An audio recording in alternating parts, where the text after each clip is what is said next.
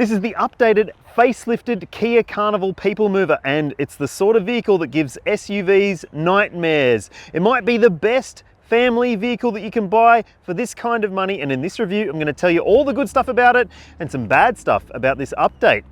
Stay tuned, there's a lot to cover. If you've already liked and subscribed, thanks very much. Let's get to it. All right, before we get into it, I just want to tell you that I'm going to focus on the petrol and diesel models only in this review. Yes, there is a new hybrid version. It's on its way, that hasn't arrived just yet in Australia, but it's only available in GT line spec at the moment. I'll bring you a full detailed review, but if you want to make sure that you see it, you better hit the bell icon to keep up to date with all of my uploads. So look, let's go through the model range. There's still 5 versions available, and all 5 have the choice of the V6 petrol engine or the diesel, and you'll see the pricing pop up on your screen as we go through. Okay, now the entry-level version is still called the S, and it does have a decent amount of standard equipment. It's got LED lighting on the outside. It also has 17-inch alloy wheels. It's got cloth interior trim, and it finally has keyless entry, which is a really nice thing to have for a family car buyer. Push button start as well, and a new 12.3-inch touchscreen media system with new instrument cluster as well. So it looks pretty good for the money, I reckon. And then up from there is the sport grade. It adds a few extra features on the outside, different wheels. It also gets different interior trim. It's a fake leather trim on the inside, and you also get sat nav in that version. Up from there is the Sport Plus grade, which I think actually could be the pick of the range. Look, it adds features that will really make your life easier. Things like a surround view camera system, a blind spot view monitor, and a fully digital driver info screen as well. As well as that, you also get heated front seats, and you also get heated second row outboard seats as well. And that Sport Plus model is the first version in the range to get electric side sliding doors, which are a godsend. There's electric tailgate as well. So it really does seem like that one would be the value for money pick if you are looking for something with a few more features, but you don't need to spend up all the way to the top of the range. Now, at the top of the range, there's the GT line Lite, which does have, well, a few better features than the other versions in the lineup if you like a bit of bling. Things like 19-inch alloy wheels, and you also get a sunroof, and there's also some extra exterior body colored parts on the car too. And at the top of the range is the GT line version, the range topping model, which replaces the Platinum, but it also gets some features that you will really love. A head-up display is one of those items, plus you also get cooled front seats, which will be lovely on hot days. And there's other features such as a Bose premium sound system with a few extra speakers, and also driver's seat memory settings for that version as well. So if you are swapping with a partner and you're always, you know, changing the seat adjustments, you can just press a button and it'll remember which spot you were in. But hey, let's talk about some alternatives to the Kia Carnival, because there are some good ones out there. I don't think that anything is better than it in terms of offering a well-rounded package with family-friendly values. But maybe you don't like the look, maybe you're not sure about the price, then you might want to go and check out the Hyundai Staria, especially if you want a diesel family people mover with all-wheel drive, which the Carnival doesn't have. And look, I reckon that the Staria, if you like the look of it, is actually a really nice thing. It's got plenty of space on the inside, and it's also pretty nice to drive too. Lots of safety specs and lots of tech as well. So it's a pretty good option for you. It's also got a petrol version if that's what you want to, and I think that it could be the best alternative to this at this kind of money. But if budget is your chief concern, you might also want to take a look at the LDV MIFA. You'll see my review at the link at the top of your screen or in the description. And I think that the MIFA is actually really quite good for what it is, and it's not that expensive either. It's petrol only, unless you want the electric one, but the electric one is like $100,000 plus. I don't think that it makes much sense at that price point, but the entry-level versions, the petrol ones, well, they seem to stack up pretty well in terms of value for money. But tell me what you think. Would you choose those? Would you choose this? Is there something I've missed? I'd love to know your thoughts. Let me know in the comments. You shouldn't be surprised that this 8-seat family-focused vehicle is actually quite large. It's 5.1 meters in length and about 2 meters wide. It's not tall enough to trouble you when you get into car parks, but it is still pretty large. So if you are after a more compact model, well, you're not going to get 8 seats, honestly. Now, look, It's all about usability when it comes to a vehicle like this. I'm going to show you inside shortly, but first let's have a look in the boot and see what we're dealing with. It's brilliant, quite frankly. Look at the amount of space in there with all 3 seat rows in use. It is a phenomenally clever design, and it really does make for the most practical choice you can make if you are after a vehicle that can fit 8 people and still fit their stuff, right? So I'm going to show you some of the cleverness about the rows of seats ahead, but let's just check out the boot stuff. So you've got a 12-volt port, you've got some shopping bag hooks, you've got, well, a very, very deep well and some extra storage shelves on this side, another shopping bag hook. You've got illumination up here, so if you need the light at night, you've got it. And I'm going to fold down those back seats now so you can see just how much room you've got when you do fold them down. Okay, the big test. Can you do it one-handed? Pull that. Yes. You can do it one-handed. All right, let's try the other side. It's a bigger seat. It's a 2-seater. Okay, that gives you an idea of just how amazingly usable this car is in terms of the amount of space available to you. And yes, you can slide those second row seats back so you can have a 5-seater with a really big boot if that's what you want. And look, it's just amazing in terms of the practicality. And if you're thinking to yourself, well, that's all well and good, but where's the spare wheel? Does it have one? Yes, it does. It's over here, underneath the side of the car. See under there? Yeah, spare. How about that? This version of the Kia Carnival is the top spec GT line, and in some ways it does live up to its price tag, but in others, maybe not quite. I would have thought that the GT line would have deserved maybe a slightly different seat trim, for instance, but it looks very much like the versions below it. So that might make it maybe not quite as appealing to you. But anyway, I think that it's still a bloody nice place to sit, and the improvements here have made a big difference. Obviously, you've got this big twin screen display here, and yes, it's a curved finish, and yes, these are the twin 12.3-inch screens, and in the lower grade versions, you still get the 12.3-inch screen here, but you don't get one here. You get a slightly different it's still digital display. It's got a smaller trip computer part and some digital looking dials on the sides. So I think that it has seen some usable changes as well, including the fact that they've now adopted the Sportage style switchable menu system. So you've got a climate control layout here, so you can adjust your temperature, still with dials, thankfully, buttons for your fan speed and that sort of thing. And then you've also got a button here where you can switch it to your media control. So you don't have to go through the screen to adjust things like your media, going into setup, whatever it may be, going into the maps, whatever it may be. You don't have to worry about jumping through all those screens. You can just do it using some of the buttons down here at least. And look, I think this screen actually is a pretty handy thing to use. It does take a little bit of learning in terms of the menus available to you, because there are quite a few menus. It's different to the existing layout. There's new displays, so you can, well, keep an eye on different elements inside and outside. So it's got connected services, and what that means is that you've got access to things like weather. If you want to check what the weather's going to be for the next few days, or just see how today's looking to pan out if you're at the beach or something like that, you can do that just by looking at the screen, and you can even just keep an eye on what's going to happen. It's going to rain.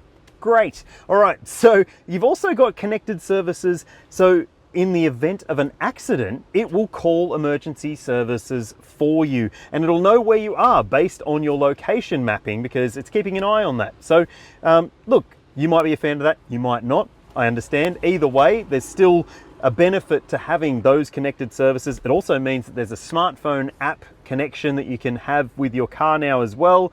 You can adjust things, you can start the engine, you can put the air conditioning on or the heating, whatever it may be, and make the environment as nice as you want it to be when you get into the car. And if you have kids that have got P plates, you can also see what they've been up to using their driving behavior in terms of keeping an eye on that app yourself. I don't know if that's a little bit too creepy, but look, there's other elements of this cabin to touch on. So This car in particular has the digital mirror, so it's a screen up here that shows you a camera feed out the back if you have the seats full of faces, which is really, really handy. If you've never had a car that's got all the seats behind you occupied and you just want to see what's behind you in the rearview mirror, well, this technology, that is a savior, let me tell you.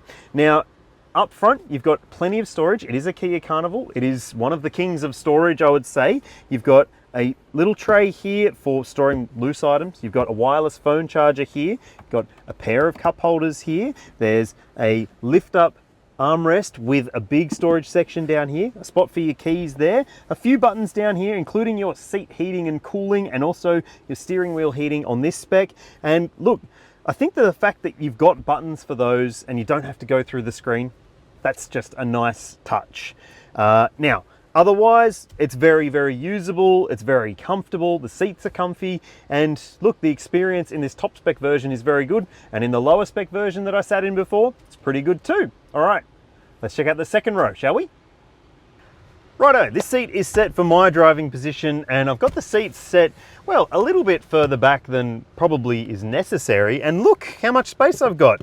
Lots of knee room, plenty of foot room, decent headroom as well. It's not the biggest in terms of headroom, but I think that it's going to be fine even if you have someone bigger than me, 6'3", 6'4". They might just be brushing their hair. But look, I think that this is still a very comfortable and very usable space. Let me show you some of the elements so you can slide the seat forward if you want to give those in the very back row a bit more space to play with. And also you can adjust the recline of the seats too. And this middle seat, well, you can remove it if you want to, or you can pull this down and you've got cup holders and a storage tray here as well. So I think that that's a nice thing to have in a car like this. Maybe you will use it as a 6 or 7 seater. Remove this one and you'll have a nice hallway in between the seats to get back and forth. These seats all slide individually as well. And when it comes to the other amenities back here, you've got a controller up here for your air conditioning and your fan. So you've got vents in the ceiling. I love that. If you've got kids, you'll love that too, especially if you've got a kid that's in a rearward facing capsule, because that will give them a lot more airflow onto their face. And I also love the fact that you've got ISOFIX points aplenty in here. If you don't want to remove this seat, you can use it as an ISOFIX seat, and it's got a top tether as well. And there's ISOFIX there, here, and in 2 spots in the back. So 5 ISOFIX and 5 top tether points in this car, which means that it's a very, very practical vehicle. And there's even another seat back there just in case you need to move 8 people instead of 7. So it's very, very practical, right? And when it comes to other elements of this second row experience, there's plenty to get through, right? A couple of bottle holders or cup holders here, a 12 volt, a storage port down here. You've got USB-C ports on the sides of the seats here, little shopping bag or school bag hook, and map pockets on each of the back seats as well. And there's a sunroof in this spec as well. So all of that makes it feel pretty special. Is the third row experience any good though? Let's have a look. So before I get in the third row, here's an access win, right? You can do this one-handed. You can see I've got one hand here, pull that, slide it forward, you can get access to the third row. That's a win because it means that you won't have to always be doing it for your kids, and if you've got your hands full, it makes it easier if you need to do it for your kids. Right, so third row space, well, headroom is maybe a bit tight. I'm taller than average, so yeah, that might be something you want to keep in mind. Put the smaller people in the very back, or you can fit child seats, as I said, so you can put really little kids in the back as well. You've got directional air vents back here too, and yes, the fan controller up there controls these ones. You've got a light back here, and just like in the second row windows, you've got a little pull-up shade as well, so you can protect yourself, even though that's quite tinted in this spec. There's other really great elements of storage in here too. So you've got a couple of bottle holders and a little caddy, USB ports on both sides, and more bottle holders and cup holders and stuff on that side as well. Yes, it's a 3-seat bench at the back, and honestly, I'd be able to fit 3 of me across, but not comfortably. Maybe that's saying something about my width more than anything, but you will be able to fit 8 people in here. And if what you need is a car with 8 seats that you can fit 8 people in, this is the one, I reckon. Apart from one other thing, the rear center seat belt still comes down from the ceiling, and that can sort of brush on this passenger's shoulder. So just make sure that those in the back aren't bickering and you should be fine. Carryover engines and carryover outputs. That's what you need to know about the petrol and diesel versions of this car. But there is a hybrid coming, as I mentioned. It'll only be available at the GT line spec at launch. It's coming very soon. I'll bring you a full detailed review of it to tell you whether it's worth your extra money or not. But I reckon the diesel is the pick of the range, and so do customers. About 90% of buyers choose the diesel. It's a 2.2 litre 4-cylinder turbo diesel with heaps of power and torque, and it's also got an 8-speed auto, and it's front wheel drive only. Now, this one is the petrol V6. I think that it's pretty good. It's peaky, but it's also not necessarily the most fuel efficient thing. I'll tell you about that in a sec. 3.5 litre V6, 8-speed auto, front wheel drive as well, and it's got plenty of power, so it can overwhelm the front tyres a little bit. Actually, let's go for a drive and I'll show you.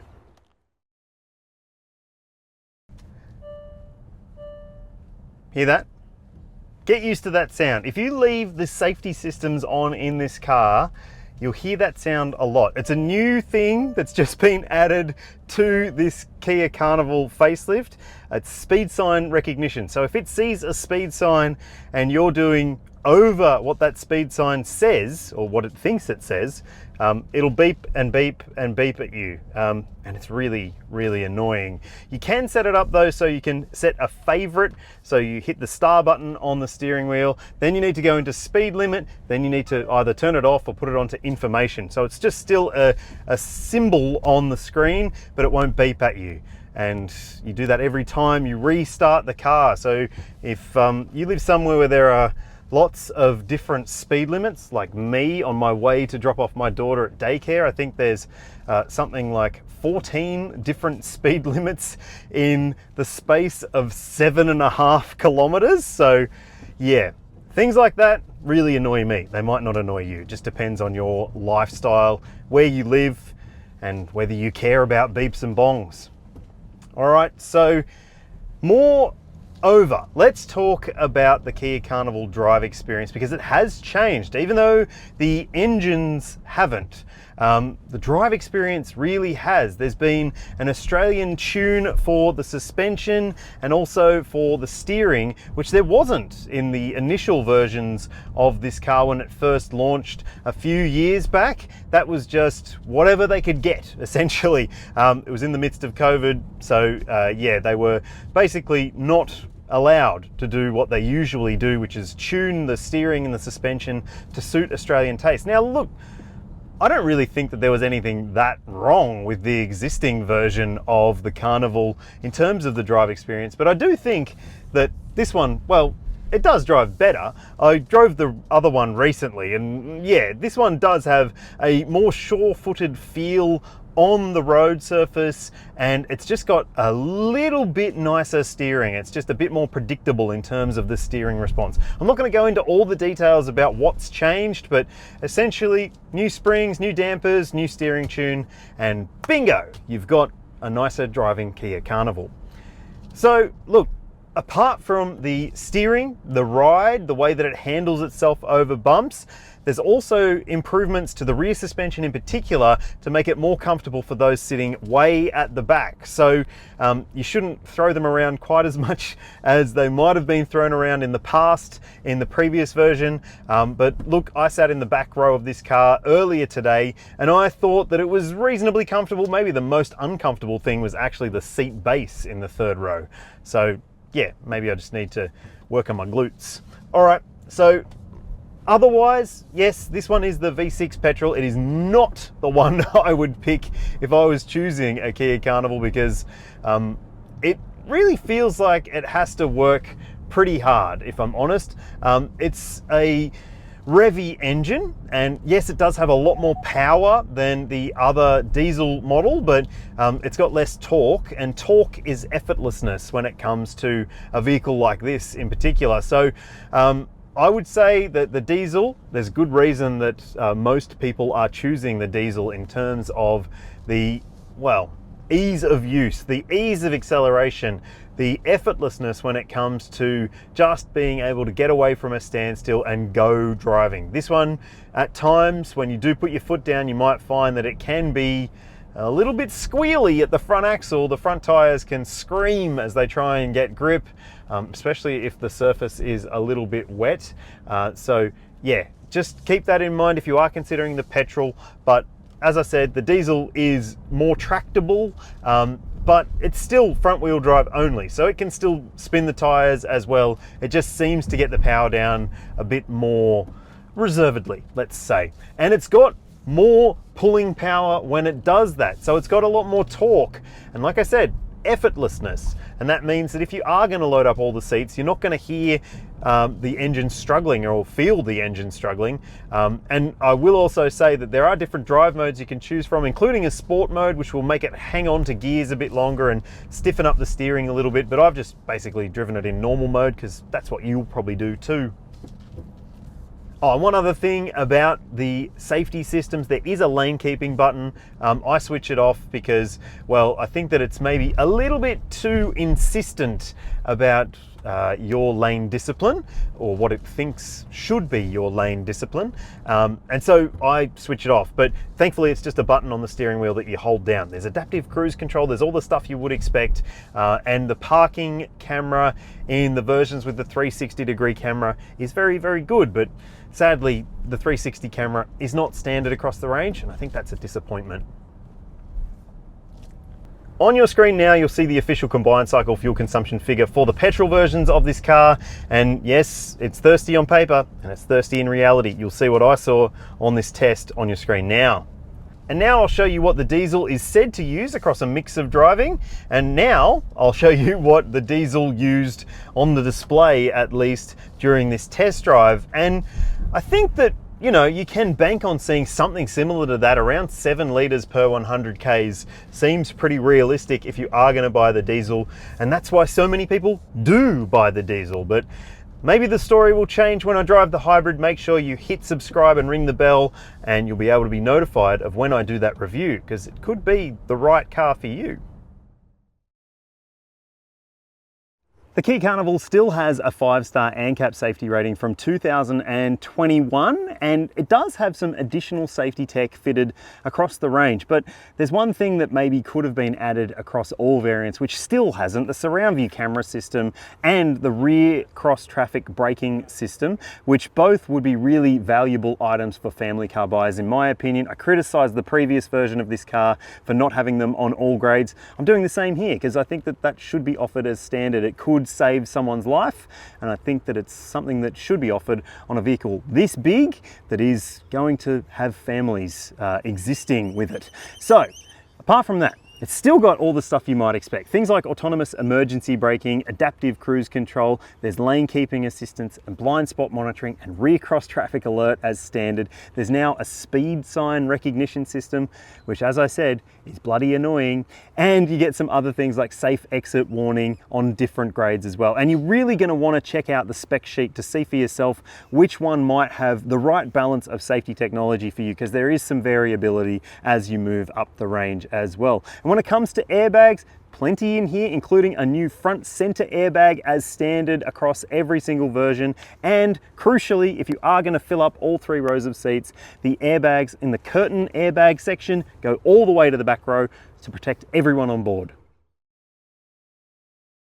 Okay, so when it comes to ownership, Kia has a pretty good reputation in this market because it still offers a 7-year unlimited kilometre warranty across the entire range, and there's also up to 8 years of roadside assistance if you service your car with the brand. Now, when it comes to servicing, if you choose the petrol or the diesel, it's 12-month, 15,000 K intervals. You'll see an average service cost on your screen now, and that seems like pretty good value considering some of the much smaller, much more affordable Kia models cost not much less to maintain. So that seems to stack up pretty well. And if you're wondering about the hybrid one, I'll detail it more when I get to it, but it has shorter service intervals, and that might be something you want to keep in mind for that vehicle. But hey, I think it stacks up pretty well from an ownership perspective, and the resale values on these are pretty good, especially the diesels.